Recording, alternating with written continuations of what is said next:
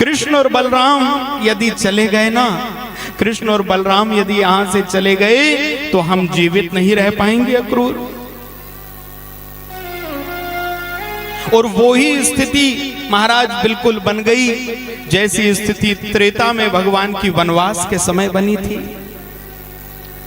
महाराज दशरथ कैकेयी से कह रहे हैं, कैकेयी यदि राम वन में चला गया तो दशरथ के प्राण बच नहीं पाएंगे।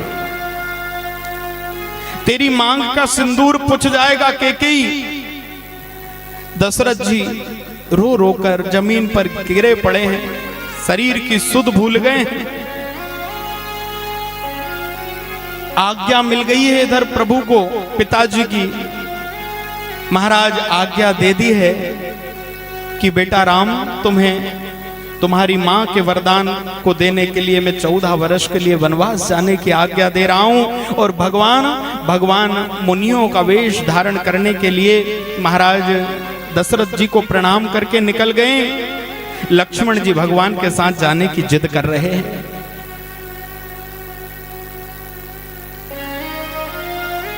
अपने भैया लक्ष्मण को बहुत प्रकार से समझाया। पहले भगवान ने कहा लक्ष्मण देखो, लक्ष्मण जब मैं अयोध्या से चला जाऊंगा, भरत और शत्रुघ्न अभी यहाँ पे नहीं है, और यदि तुम भी मेरे साथ चलने की जिद कर रहे हो तो बताओ कि पिता इस समय किस स्थिति में है।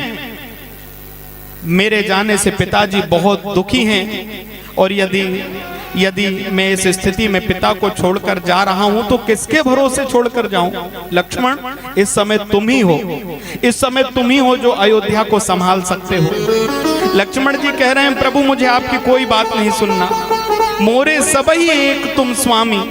लक्ष्मण जी कह रहे हैं मुझे महाराज दशरथ से कोई लेना देना नहीं है, मुझे रानी कैकेयी, कौशल्या मैया, सुमित्रा मैया, मुझे किसी से कोई लेना देना नहीं है। मैं केवल एक बात जानता हूं, माता रामो मत पिता रामचंद्र, आपके सिवा जीवन में दूसरा कोई नहीं है मेरा। भगवान ने लक्ष्मण जी से कहा कि लक्ष्मण हमारे पिता की कीर्ति 10 दिशाओं में फैली हुई है। अयोध्या के राजा दशरथ, अयोध्या के महाराज दशरथ को कौन नहीं जानता। यदि मेरे साथ तुम भी चले जाओगे, भरत शत्रुघ्न यहाँ नहीं है, पिताजी अकेले पड़ जाएंगे, उनको कोई समझाने वाला भी नहीं है। वैसे ही वो बहुत दुखी हुए हैं। और महाराज जिस राजा के राज्य में प्रजा दुखी हो जाती है ना, भगवान कह रहे हैं लक्ष्मण जिस राजा के राज्य में प्रजा दुख पाती है वो राजा मरने के बाद नरक का गामी हो जाता है। क्या तुम चाहते हो कि हमारे पिता को मृत्यु के बाद में नरक मिले।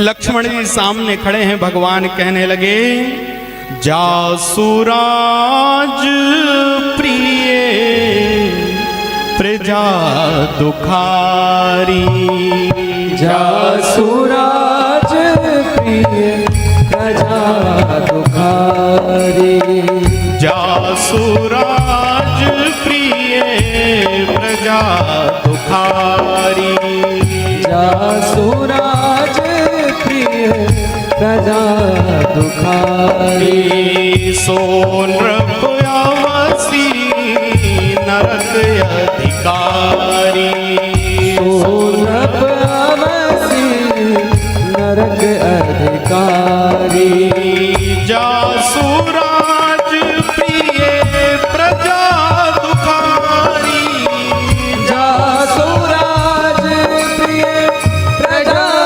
दुखारी, जासुराज प्रिय प्रजा दुखारी, जासुराज प्रिय प्रजा दुखारी, सो नृप अवस नरक अधिकारी, सो नृप अवस नरक अधिकारी, सो नृप अवश्य नरक अधिकारी, जासुराज प्रिय प्रजा दुखारी। लक्ष्मण यदि तुम इस समय छोड़ करके चले गए हमारे पिता को कुछ हो गया तो उनको नरक में जाना पड़ेगा। लक्ष्मण जी ने अंतिम बार कह दिया, भैया मैं कोई बात सुनना नहीं चाहता, मैं आपके साथ में वन चलूंगा और चलूंगा। कथा विस्तार की है भगवान ने सुमित्रा मैया के पास में महाराज लक्ष्मण जी को भेजा है कि अपनी माता से आज्ञा लेकर आओ। तो माता सुमित्रा ने भी तुरंत कह दिया, तुमरे भाग राम बन जाई। तात राम तुम्हारे भाग्य से वन में जा रहे हैं और तुम राम की सेवा में जा रहे हो ना लक्ष्मण, तुम मेरा जन्म देना सार्थक हो गया है, क्योंकि वो ही मां कहलाने के योग्य है जिसका बेटा रघुपति के चरणों का भक्त हो। और क्या हुआ, बोले महाराज राम लक्ष्मण और सीता मैया तीनों ही आज्ञा लेकर के तैयार हुए और जब तीनों वनवासी भेष में तैयार हो गए तो राम तुरत मुनि भेष बनाई और चले जनक जननी सिरुना। महाराज दशरथ के सामने जाकर तीनों ने वनवासी वेश में प्रणाम किया और राजा दशरथ बिलख होकर के गिर पड़े द्वार पर, राम मत जाओ, राम मत जाओ, मैं जीवित नहीं रहूंगा। अरे सीता को क्यों ले जा रहे हो? मैं महाराज जनक को क्या मुख दिखाऊंगा? जिस समय मैं सीता को जनकपुर से लेकर के आया था, 16 श्रृंगार करके महाराज जनक ने अपनी पुत्री को मुझे दिया था, और आज सीता को वनवासी वेश में देखकर महाराज मैं जीते जी मर जाऊंगा। राम सीता को लेकर मत जाओ, लक्ष्मण रुक जाओ। कहते कहते महाराज दशरथ बार बार पछाड़ खा के गिर रहे हैं, लेकिन अपने हृदय पर पत्थर रख के अपने पिता को प्रणाम करके भगवान वन के लिए निकल गए। और महाराज सुमंत जी को पीछे से भेजा है, राम को रथ पर बिठा कर ले जाओ। कभी चला नहीं है वो बिना पादुकाओं के, थोड़ी दूर जंगल घुमाकर दिखाकर ले आना। जंगल देखा नहीं है अभी इनने। इधर बहुत सारी योजना बनाकर सुमंत जी को महाराज ने पीछे से भेज दिया। तीनों रानियां जो हैं, महारानी कैकेयी तो बिल्कुल महाराज अपने स्वरूप में हैं, इधर कौशल्या और सुमित्रा मैया मानो महाराज राजा के साथ दोनों रानियों की स्थिति भी बहुत दयनीय हो गई। बहुत समय बीत गया, भगवान वन दंडकारण्य की ओर आगे बढ़ते जा रहे हैं और इधर महाराज राजा जलपान का त्याग कर दिया है। 24 घंटे राम राम राम राम राम। और जब महाराज दशरथ को दिखने लगा कि अब ये शरीर ज्यादा दिन का नहीं है, उसी समय महाराज भगवान की याद करते हुए, जब से राम जी वन में गए हैं, सीता मैया लक्ष्मण ये सब साथ में गए हैं, तब से महाराज दशरथ ने अन्न ग्रहण नहीं किया, महाराज जलपान नहीं कर रहे हैं, और अब रघुनाथ जी के बिना जिया नहीं जा रहा है। हा रघुनंदन प्राण प्रीते, हा रघुनंदन प्राण प्रीते, तुम बिन जियत बहुत दिन बीते, तुम बिन जियत बहुत दिन बीते, हा जानकी लखन हा रघुवर, हा जानकी लखन हा रघुवर, हा पितु हित चित चातक जलधर, हा पितु हित चातक जलधर, हा रघुनंदन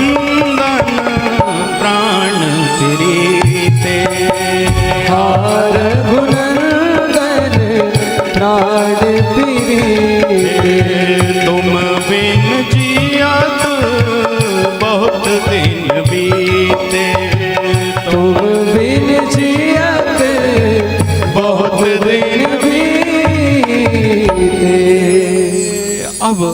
अब इस शरीर में प्राण नहीं रहेंगे। और महाराज राम राम कही, राम कही, राम राम कही राम, तनु पर हरि रघुवर विरह, राउ गयऊं सुरधाम। राम राम कही, राम कही, राम राम कही राम। महाराज 6 बार भगवान के नाम का उच्चारण करते हुए राजा दशरथ का प्राणांत हो गया। पूरी अयोध्या में मातम छा गया, चारों ओर पूरी प्रजा रोने लगी। एक तरफ श्री राम के जाने का वियोग है, भरत और शत्रुघ्न है नहीं, अयोध्या राजा के विहीन हो गई है। क्या करें? जिस राजा के 4 कुमार हैं, आज जब अंतिम समय आया तो एक भी पास में नहीं है। गुरु वशिष्ठ ने उसी समय महाराज एक नाव में तेल भरवाया। क्या किया जाए? बोले तेल नाव भरी नृप तनु राखा,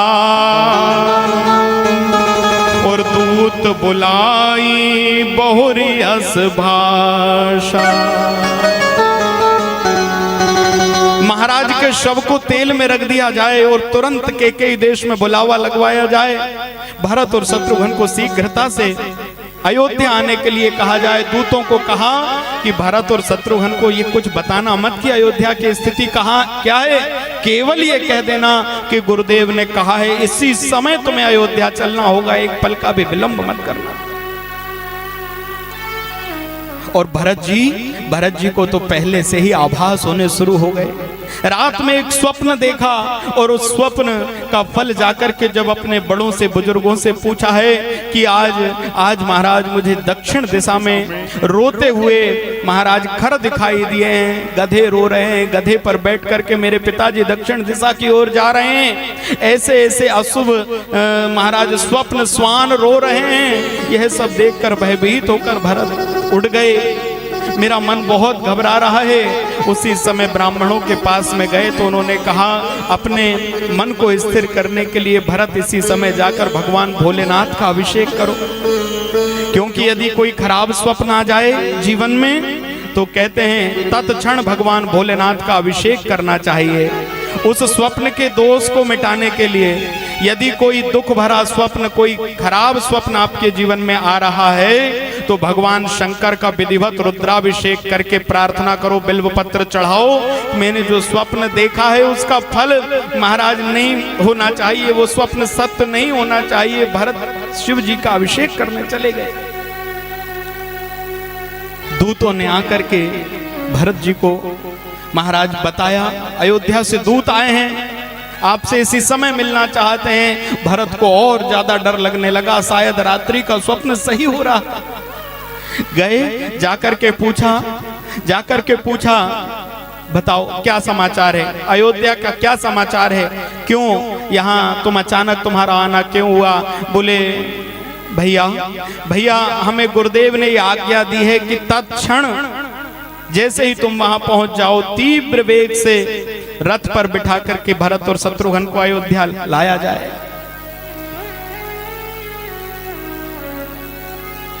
भरत जी ने कहा बताओ ना, क्या अयोध्या में सब सकुशल है? दूतों ने हाथ जोड़ लिया। भैया आप जानते हैं दूत राज आज्ञा का उल्लंघन नहीं कर सकते और गुरु आज्ञा का उल्लंघन नहीं कर सकते। हमारे लिए सिर्फ ये कहा गया है कि भरत और शत्रुघ्न को इसी समय अयोध्या बुलाना है, आगे जो भी कुछ होगा वो आपको अयोध्या में जाकर ही पता चलेगा। और रास्ते भर महाराज हवा की बेग से बात करने वाले घोड़ों के रथ पर बैठकर भरत शत्रुघ्न चले हैं, अयोध्या आए और आकर महाराज जैसे ही अयोध्या में प्रवेश किया, कथा बड़े विस्तार की है। महाराज एक एक लक्षण सब अपशगुन होते भरत को दिखाई दे रहे हैं। पूरी अयोध्या में मातम छाया हुआ है, कोई किसी से बात करने को तैयार नहीं है, पूरी प्रजा दुखी है, राजमहल में सन्नाटा है, चारों ओर भयभीत कर देने वाला माहौल बना हुआ है। और उसी समय भरत जी को पता चलता है कि कैकेयी मैया ने 2 वरदान मांगकर पहले में भरत के लिए टीका, दूसरे में भैया राम के लिए वनवास मांगा, और भैया के वनवास जाने के बाद में पिता स्वर्ग से धार गए। कैकेयी मैया से अपने सारे संबंधों को समाप्त करके भरत कौशल्या मैया से जाकर के मिले, और उसके बाद महाराज गुरुजनों ने आकर भरत को ढांढस बंधाया है। गुरु वशिष्ठ कंधे पर हाथ रखकर खड़े हो गए। भरत अब विलाप करने का समय नहीं है बेटा, पिता की मृत्यु हुए कई दिन बीत गए हैं, वह तेल की नाव में शव रखा हुआ है। भरत जाओ, अब अपने पुत्र होने का कर्तव्य निभाओ। और गुरुदेव की आज्ञा प्राप्त करके उसी समय महाराज के शरीर को तेल की नाव से बाहर निकाला गया। भरत जी ने जाकर सरयू मैया के तट पर सरजू तीर रची चिता बनाई, सरजू तीर रची चिता बनाई, सरजू तीर रची चिता बनाई, सरजू तीर रची चिता बनाई, अमित अनेक सुगंध सुहाए, अमित अनेक सुगंध सुहाए। सरजू के तीर पर चिता बना करके अपने पिता को मुखाग्नि दी, और अपने बेटे होने के धर्म को निभाकर भरत लौट करके आए हैं। बाद में महाराज भरत ने अयोध्या में घोषणा कर दी कि मैं अयोध्या की उस गद्दी पर कभी नहीं बैठ सकता जिस पे पहला अधिकार भैया का है। मैं भैया को मनाने के लिए जाऊंगा। और भरत गुरुजनों की आज्ञा लेकर, माताओं को साथ लेकर, अयोध्या की प्रजा को साथ में लेकर के जब महाराज भैया को मनाने के लिए जाने लगे, राम जी लौट कर आए नहीं। भरत शत्रुघ्न को पादुका लेकर के भेज दिया। आपको बताएं कि महाराज भरत जी ने आकर यह निर्णय ले लिया कि अब 14 सालों तक जब भैया राम नहीं हैं तो इस अयोध्या की गद्दी पर राजा कौन बनेगा। बोले इन 14 सालों तक अयोध्या की गद्दी पर पादुका का राज रहेगा, भगवान की पादुका इस गद्दी के ऊपर बैठेगी। ये अयोध्या का राज्य है जहां पे 2 भाई झगड़ा करके आए हैं। एक कह रहा है कि तुम राजा बनो, दूसरा कह रहा है तुम राजा बनो। विद्वान कहते हैं आज भरत और राम जी के निर्णय, भरत जी के प्रेम ने अयोध्या के राज्य को फुटबॉल बना दिया। एक भाई इधर से लात मार रहा है, दूसरा भाई उधर से लात मार रहा है। बोले यही अंतर है उस समय के राज्य और आज के समय में भाई भाइयों में। बोले एक समय वो था जब 2 भाई झगड़ा कर रहे हैं कि नहीं तुम राजा बन जाओ, और एक समय आज है जब 10 फुट जमीन के लिए एक भाई कह रहा ये मेरी है, दूसरा कह रहा नहीं ये मेरी है। झगड़ा उस समय भी हुआ, झगड़ा अभी भी हुआ। झगड़े में अंतर केवल इतना है कि पहले देने वाला झगड़ा था, अब लेने वाला झगड़ा हो रहा है महाराज।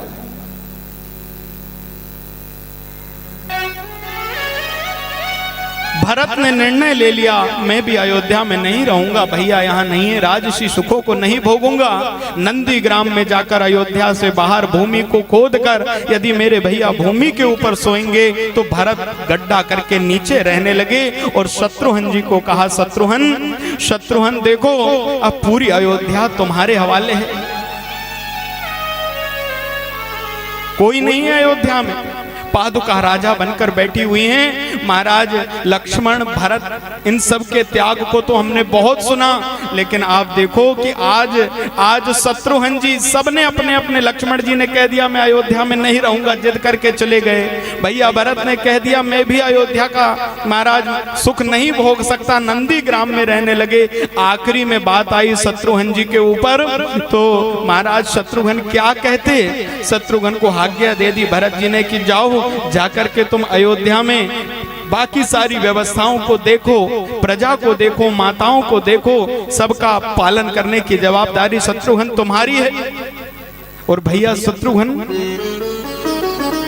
दुखों का पहाड़ जिनके सिर के ऊपर है, तीनों भाई अपनी अपनी जगह पे हैं। वो शत्रुघ्न जी अयोध्या में रह करके प्रजा को समझाते हैं देखो थोड़ा समय और बचा है, एक एक दिन गिनती करते हैं। अब देखो 10 वर्ष बीत गए हैं, अब नारायण 2 वर्ष बीत गए हैं, 10 ही बचे हैं, अभी अभी सब ठीक हो जाएगा, भैया वापस आ जाएंगे। महाराज जाकर के प्रजा के दुख को जानते हैं, प्रजा को सांत्वना देते हैं। फिर पता चलता है शत्रुघ्न को कि जब से राम जी चले गए हैं अयोध्या की गैयों ने घास खाना बंद कर दिया है, वो कुछ खाती नहीं है। शत्रुघ्न जी गायों के पास में जाकर के कहते हैं, बात करते हैं, नंदिनी, अरे नंदिनी, भगवान को बड़ी प्रिय लगने वाली गाय तुम क्यों नहीं खाती हो? मैं राम के बिना कैसे मैं प्राण त्याग दूंगी। शत्रुघ्न जी कहते हैं देखो जब भैया 14 वर्ष बाद वापस आ जाएंगे ना तो भैया अयोध्या के राजा बनेंगे, और जब भैया राजा बनेंगे तो तुम्हारे दूध की फिर से जरूरत होगी इस अयोध्या को। भैया आएंगे तो उनकी सेवा कैसे करोगी? उनको माखन, दूध, दही इत्यादि की जरूरत होगी। यदि तुम अभी से खाना पीना छोड़ दोगी तो उस समय अयोध्या के दूध की पूर्ति कैसे होगी? इसलिए खाओ। जाकर के गौशाला में गायों को समझाते हैं। महाराज जहां घोड़े बंधे हुए हैं वहां जाकर के उन घोड़ों को कहते हैं तुम भी खाओ, हष्ट पुष्ट रहो, जब भैया राजा बनेंगे तो तुम्हारी भी सेवा का मौका आएगा। 14 वर्ष बीतने में समय नहीं लगेगा। रात्रि भर रो रो करके शत्रुघ्न जी अपनी रात बिताया करते हैं। सुबह होते ही सबके सामने ऐसे खड़े हो जाते हैं कि शत्रुघ्न सारे कार्यों में व्यस्त हैं। महाराज ऐसी स्थिति अयोध्या की है, हर कोई दुखी है, मातम छाया हुआ है। और जो मातम अयोध्या में छाया वो ही का वो ही मातम आज वृंदावन में छा रहा है।